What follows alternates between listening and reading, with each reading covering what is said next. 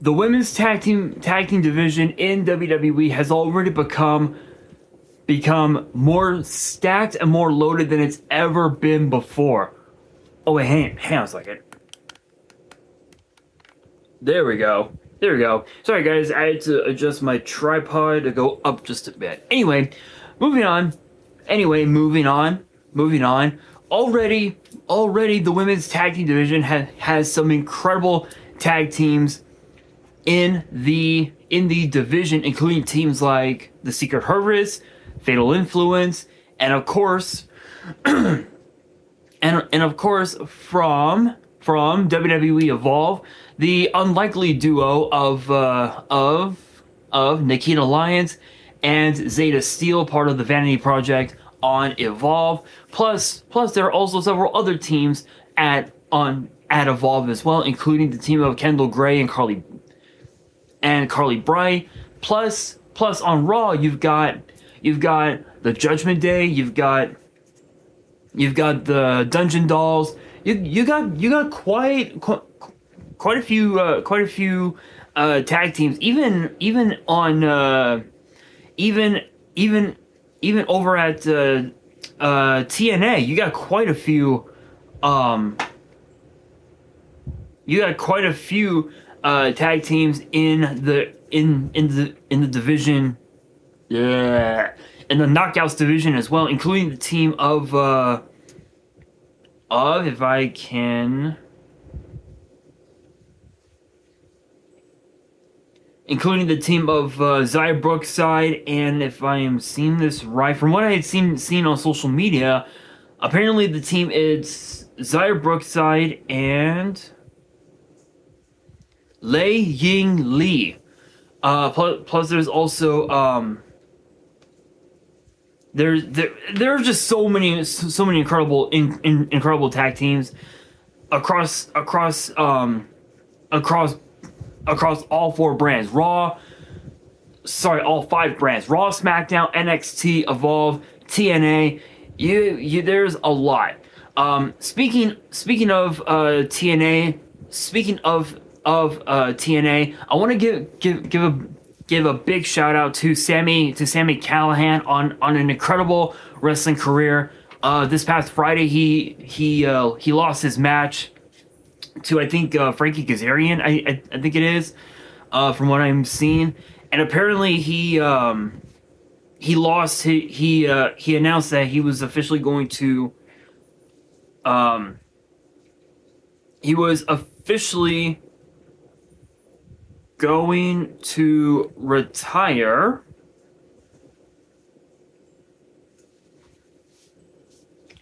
And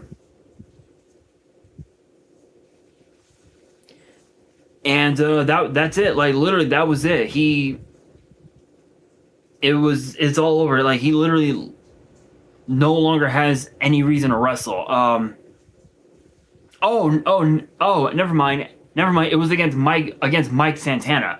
So his match against Mike Santana at their big show called Emergence, Sami Callihan lost to Mike Santana, thus ending a very incredible career for Sami Callihan. Big shouts to him. Congrats on an incredible incredible wrestling career. Who knows? Maybe we'll see him as a future star in WWE. Maybe he might be a coach or something. Maybe a producer. Who the fuck knows? But on that note, going back to the women's division, that brings us to this week's episode of WWE's Biggest Issue, where I will be talking about exactly who should be the first team to, the next team to step up to Charlotte Flair and Alexa Bliss as they enter their first reign as women's tag team champions together. Obviously, both women are no stranger to the women's tag team titles. Obviously, Charlotte Flair's first run was obviously with Asuka. Bliss has had 4 title runs in her career, two with Nikki Cross and one with one with Asuka. This one obviously being her fourth. So huge moment for both Bliss and Flair, who started together from going back to their days in NXT, and the amount of time that they've grown is just absolutely incredible. How much they've grown over the years, both as individuals, as competitive, as professional wrestlers, and even as and even just as human beings alone is just absolutely incredible.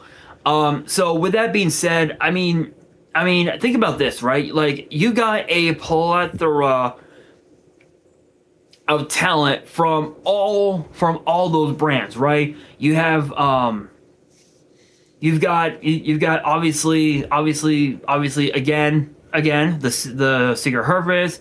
You've got the Kabuki Warriors. You've got the team of BFM and Michin. You've got as well Carly Bright and Kendall Gray. You've got, who else? Secret Harvest, I mentioned. Judgment Day. There's Fatal Influence. There's the newly formed team of Kiana James and and the current women's United States champion Julia. You've got as well the Colleen, obviously being Tatum Paxley and Izzy Dame. You've got quite a few. There's quite a few tag teams that could definitely step up. But I think, like, looking at it on the surface, most of these tag teams are all makeshift tag teams that were just put together for God knows what the fuck. So theoretically speaking, it would have to be their next challengers would have to be against teams that have been together for such a long period of time. And one team that comes into mind besides the Judgment Day is the team of Zarya and the women's North American champion Sol Ruka. The way I see it, those two have gelled so well together.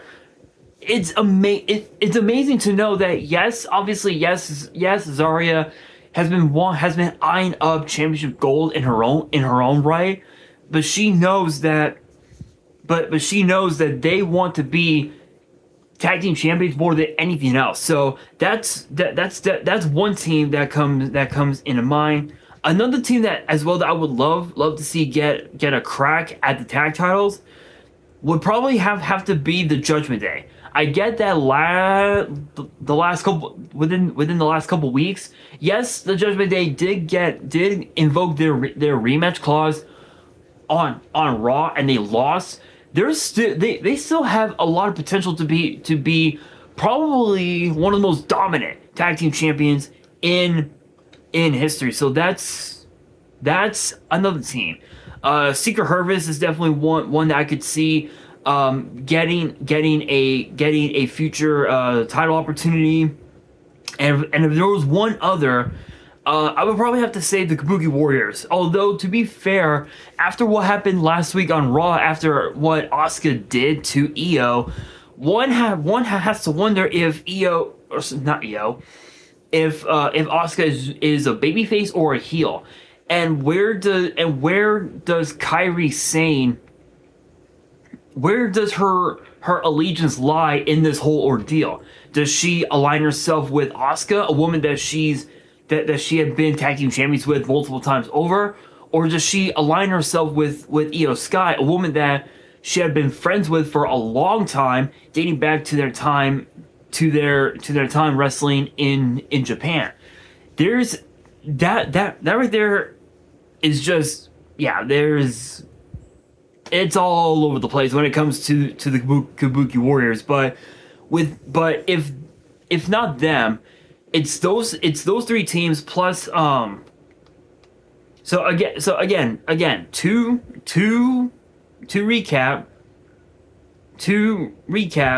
Judgment Day, Zaruka, Secret Harvest, and if there was one other team, I would have to say Fatal Influence. I think because that JC Jane is the TNA Knockout Champion and the NXT Women's Champion, one could argue that maybe we could see Fatal Influence go after those tag team titles. And if there was one team from TNA that I would love to see get their title opportunity, I would probably have to say The Inspiration. And the reason why I say that is because the last time that we saw Cassie Lee and Jessica McKay, also known as Peyton Royce and Billie Kay in WWE, the last time we saw them, they got released from WWE during the pandemic. So right around 2020, 2021, right around there. And that was it. They literally just like up and left. They got released for obvious reasons. The main reason, COVID, obviously. So the fact that they never got their rematch for the tag titles definitely is definitely a huge act of injustice, and I could definitely see them going after the tag titles at some point. There is another team from TNA that I would love to see get their opportunity, and it's the team of Lei Ying Lee and Xia Brookside. Getting the chance to see them compete on NXT would be special, especially for someone like Xia Brookside, who had been with WWE dating back to the Mae Young Classic when she had started wrestling at just the age of only like 17 or 18 years old, which is nuts. Absolutely nuts. That makes her the youngest wrestler in the world, like right now, which is insane. And then obviously Lei Ying Lee got released from WWE in 2022-ish, 2023-ish, somewhere there. So it's been a while. It's been a while, but between all those teams, if I had to pick one from both, I would have to say Fatal Influence and The Inspiration. Reason being is because I would love to see the Inspiration make their way to SmackDown and get that opportunity and showcase to the world what the Knockouts division is all about when it comes to TNA. And as far as Fatal Influence goes, come on. Fatal Influence against two living legends like Charlotte Flair and Alexa Bliss. Enough said, right? Enough said. But between the two, who should take that opportunity? Well, as crazy as it sounds, obviously we know that the Secret Harvest are potentially next in line for that opportunity. But I would have to say The Inspiration. I think, again, going back to what I said, they never received their rematch for the tag team titles in a traditional 2-on-2 match. They did get the rematch in a triple threat, but never in a traditional 2-on-2 tag team match. So definitely would love to see them get their long-deserved title opportunity, and who knows, maybe it'll happen in the next few weeks. And with Clash in Paris coming up in a couple of weeks, maybe it'll happen then. Who the fuck knows? But with that being said, that will do it for this week's episode of WWE's Biggest Issue. Hopefully you guys enjoyed. If you did, make sure you guys smash that thumbs up button. If you guys are new to the channel and you guys want more, episodes of WWE's Biggest Issue in the future, then be sure to subscribe to the channel, turn on the notification bell, and as always, make sure you guys are following me on all of my social media. All of my ads will be in the description below, as will the info to my fan mail. It will also be in the description as well. And on that, this is your boy Nash, signing out.